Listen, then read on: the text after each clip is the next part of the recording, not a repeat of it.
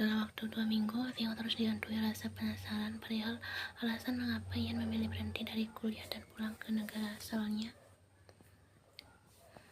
Sialnya, rasa penasaran itu terdapat dia dapatkan jawaban karena rumah keluarga Peterson dikosongkan. Theo yakin jika Mark, satu-satunya keluarga Peterson diyakini masih ada di Washington, menyembunyikan sesuatu perihal Ian dan sengaja mengosongkan rumah agar dia tidak bisa melacak.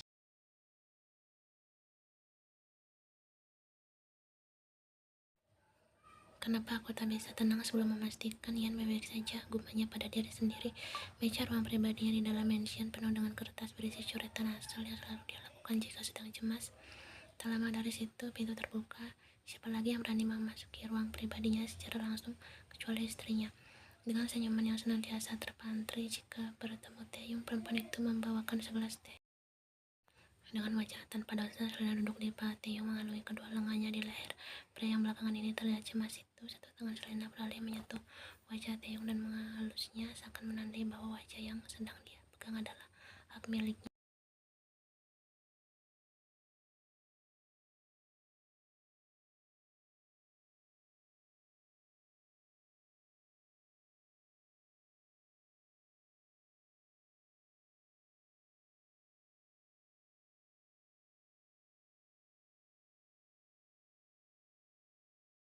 Mata mereka saling berpandangan dan saat itu juga Selena mendaratkan bibirnya pada bibir Taeyong. Awalnya hanya menempel, namun lama-kelamaan Selena memberanikan diri untuk mengajak bibir Taeyong bergerak, walaupun dia sama sekali tak pernah melakukan ini. Taeyong masih agak syok dengan serangan. Lama-lama mulai memejamkan matanya. Dia agak kaget permainan dari perempuan yang dia ketahui sebagai Rosie sangat amatir dan terkesan tak sabaran, seakan baru pertama kali menyelesaikan ciuman secepatnya.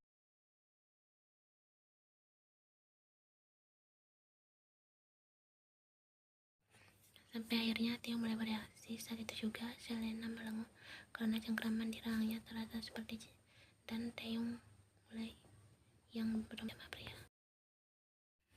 Selena merintih ketika rasa sakit akibat gigitan Theo terasa menghadirkan rasa pekat. Selena refleks memukul dada Theo agar memberinya nafas, tapi naas Theo malah agar dia. Setelah merasa cukup, Theo menghentikan kegiatannya dan tersenyum. Kau tak bisa menahannya. Dan Selena tahu nada itu adalah nada remehan yang membuatnya tak suka. Karena itu, dia memasang wajah sendu dan kembali memeluk Theo. Theo, kita bisa melakukannya dengan lembut kan? Kau bisa pelan-pelan.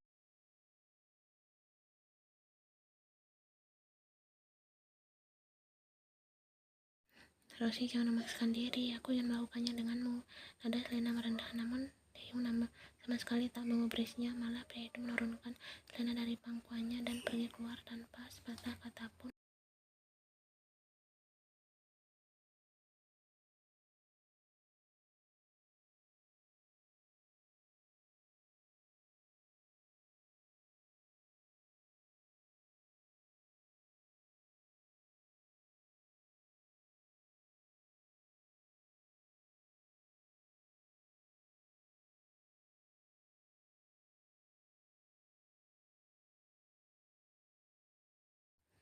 Begitu keluar dari atas, Selena bisa melihat Taeyong yang menghampiri Minky di bawah. Tatapan Selena menajam saat melihat bocah berumur 6 tahun itu begitu manja pada Taeyong. Anak Rosie itu selalu mengganggu. Aku juga harus menyingkirkan dia secepat mungkin, batin Selena dibarengi dengan seringnya yang mulai menghias wajah cantiknya.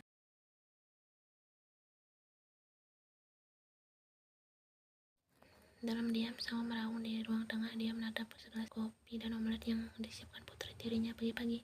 Sao menghela nafasnya kasar begitu mengingat bahwa dia ingin mencari pekerjaan di Seoul dengan kondisi hamil, walaupun sudah dipesankan oleh Mark bahwa selama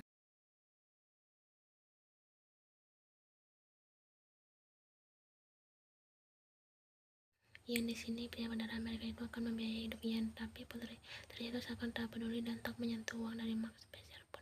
Hal itu menjadi sebuah beban di kepala sang guru. Setelah Tae meninggal, dia mendapat biaya hidup dari Mark karena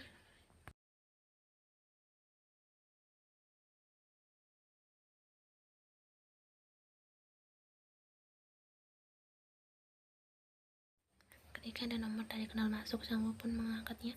Yoseo, aku akan bicara Korea sebisaku. Sangwoo, aku Selena, orang suruhan Mark yang sedang berada di mansionnya Taeyong, jawab suara di seberang telepon.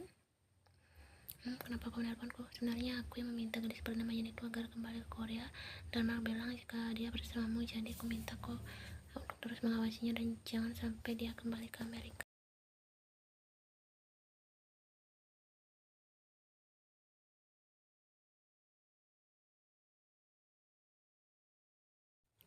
Sangwoo, dengar, kau pasti tahu tentang kehamilan gadis itu.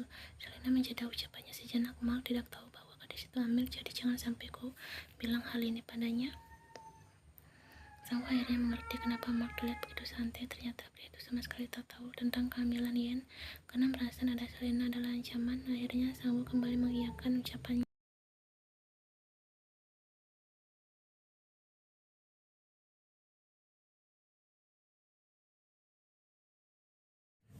Mulai ada rasa penyesalan di benak Sangwoo ketika Yan masih peduli padanya walau tak bicara terang-terangan. Sangwoo berjalan ke arah kamar yang dulu menjadi kamar mendiang istrinya. Dia memandangi bingkai foto Taehi dan Yan yang ada di atas meja dan tersenyum haru. Lama memandangi foto itu, tak terasa air mata Sangwoo menetes. Taehi, mulai sekarang aku akan memperjuangkan kebahagiaan putrimu.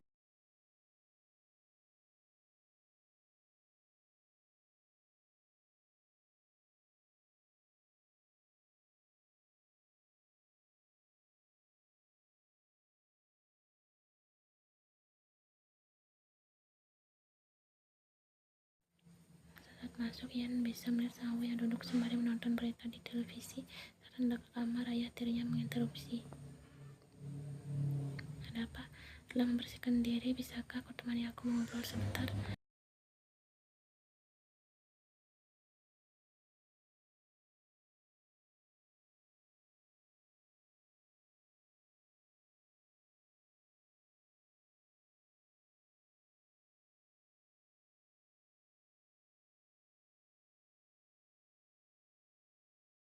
Aja sih, kau ini sudah sangat bergantung padanya. Sekarang tak sama lagi, aku bukan adik angkatnya. Aku adalah yatim piatu yang bernasib nas karena hamil di luar nikah dan harus mulai membiasakan diri untuk membiayai hidupku sendiri dari bayi dan potong. Yan, dia mematahkan ucapan Sangwoo sebelum pria itu selesai bicara.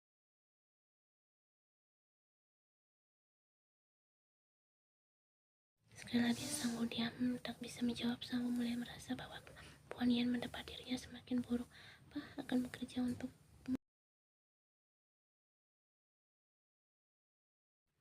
ya sih, kau bercanda. Kau bahkan tak pernah menafkahi omaku. Bisa-bisanya kau berani apa menyesal. Bisakah kau memaafkanku, Yan? Yan belum tak percaya bahwa pria bersuara adalah ayah dirinya. Yan memastikan televisi menatap Sangwoo secara intens. Aja sih, kau pikir kau sudah sakit sekarang? Terserah kau menganggapku apa.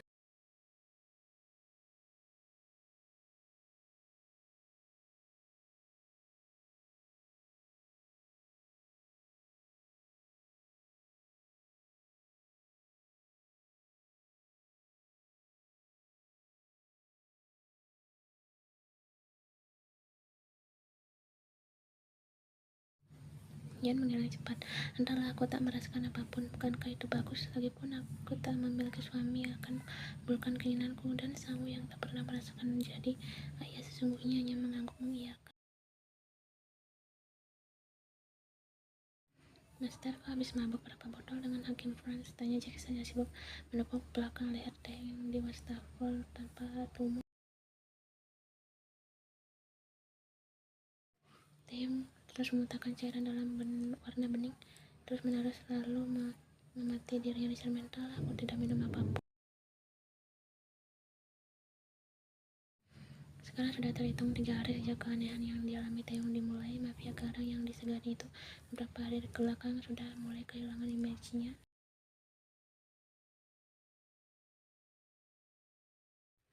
Pintu kamar Mengke terbuka, namun berlangkah Jackson masuk. Pria dewasa yang terbaring di kasur princess itu langsung melempar bantal ke arah Jackson. Master, aku sedang membawa susinya.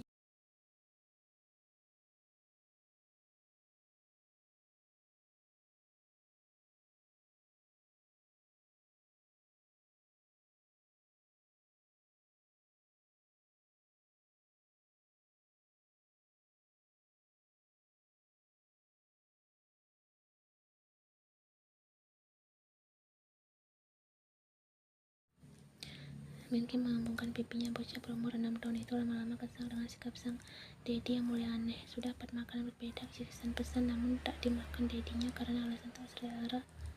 Dedi sebenarnya siapa? Kenapa sih? Apa dia kasihan pada Jackson yang bolak-balik dari tadi membelikan Dedi makanan? Decap Minky sembari memandangi Taehyung yang sibuk memainkan Rubiknya.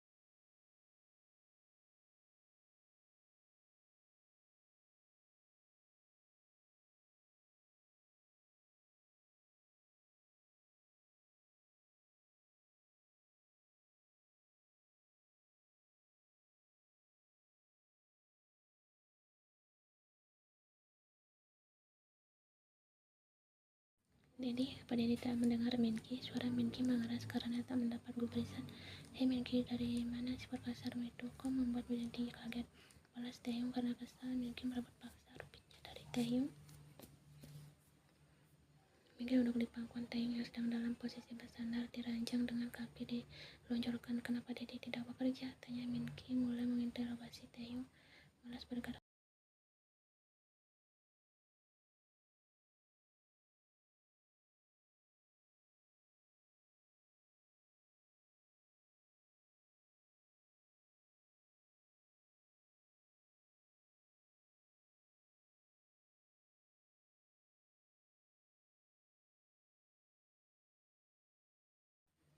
Sekali lagi pipi Minky mengembung. Dia merasa kesal. Pertanyaan panjangnya hanya dijawab santai begitu saja oleh Dedinya. Bocah itu mencoba menarik Taehyung dengan dua tangan kecilnya, tapi Taehyung yang malas bergerak dari tempatnya malah mengubah posisi menjadi terlentang dan menarik selimutnya.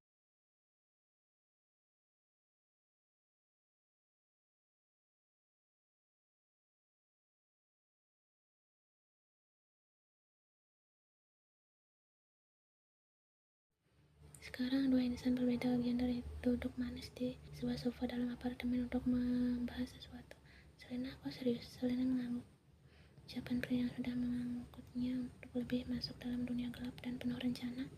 Tentu saja Master, adanya anak Rosie itu hanya akan memperlambat rencanamu untuk menghancurkan Taehyung. Pria itu menarik sudut bibirnya membentuk seringai. Sudah dari lama dia tahu jika kelemahan Taehyung adalah putra kesayangannya, namun dia tak pernah memiliki celah sedikit pun untuk menggunakan Minky sebagai pancingan karena penjagaan Taehyung terhadap Minky terlalu ketat.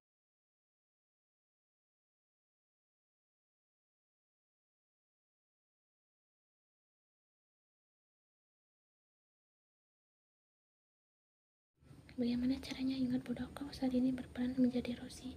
Lena tahu itu. Dia hanya memutar bola matanya dan menemukan Henry yang berdiri di pintu dapur. Hei, bergabunglah Dr. Henry, sejak Selena. Henry yang pun hanya menyimak percakapan masternya dan Lena tersenyum ikut duduk di sofa. Master, apa kau masih membutuhkanku untuk sekarang? Mark agak kaget dengan pertanyaan Henry. Dia menggeleng sebagai jawaban. Tidak, memangnya kau mau kemana? Beli buat pekerjaan di rumah sakit begitu melelahkan. Aku akan ambil cuti berapa untuk refreshing, jawab Henry.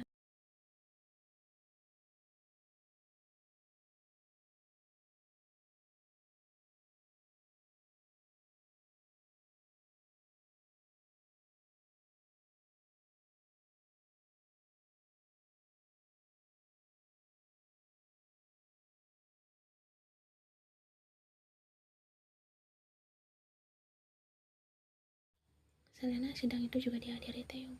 Menggunakan waktu sebaik mungkin untuk bocah itu, lanjut Mark yang dibarengi angkukan antusias Selena.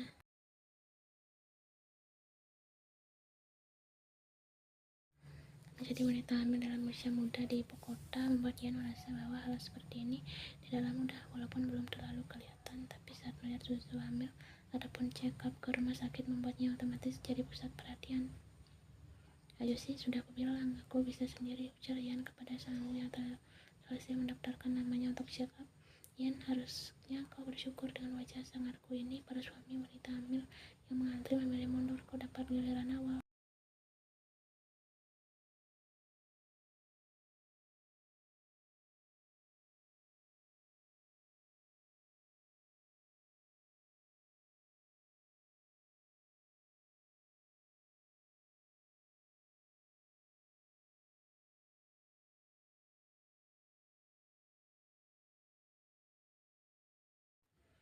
Ayolah Ian, panggil aku apa sekali saja. Ini hampir 9 tahun dan kau tak pernah memanggilku apa. Decak Sangwoo berpura-pura kesal, namun yang didapatnya malah rasa sakit di kakinya karena injakan sendal Yen. Teruslah bermimpi Ajusi. Sekarang mereka ada di ruang tunggu. Sangwoo terus mengusap lembut Yen. Sedari tadi membuat Yen risih, namun dia tak bisa berpindah tempat. Kok cepat sekali dewasa Yen. Apa tak menyangka gadis kecil pembangkang ini akan menjadi seorang ibu. Diam Ajusi, suaramu besar sekali.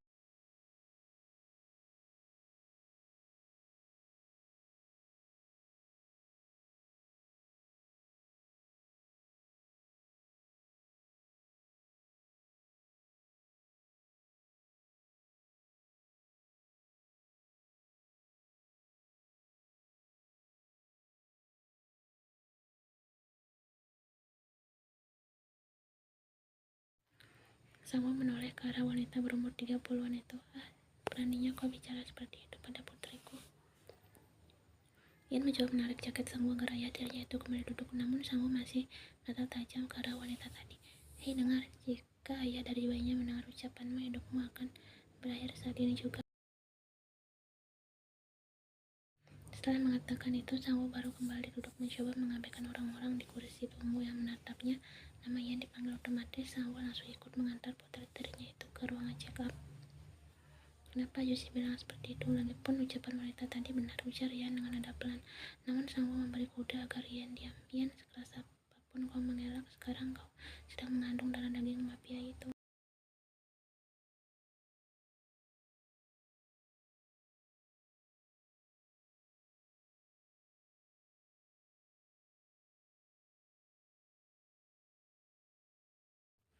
Jika pernah darah mafia dengan gadis pembangkang, wah, jika anakku lahir sepertinya dia akan menguasai dunia.